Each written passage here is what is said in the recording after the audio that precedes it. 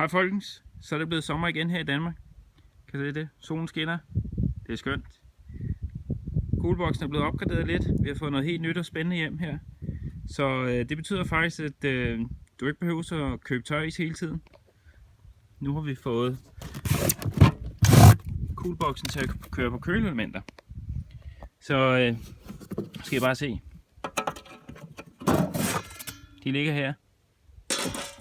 Sådan et sæt. 2 køleelementer. Sådan en plade her.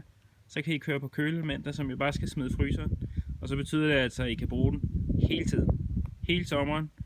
Så kolde drikkevarer, mad, is. Og ved I hvad? Selv med køleelementerne der, så køler den faktisk super hurtigt ned i røren. Langt hurtigere end jeres køleskab. Så pladen på, og så køler den.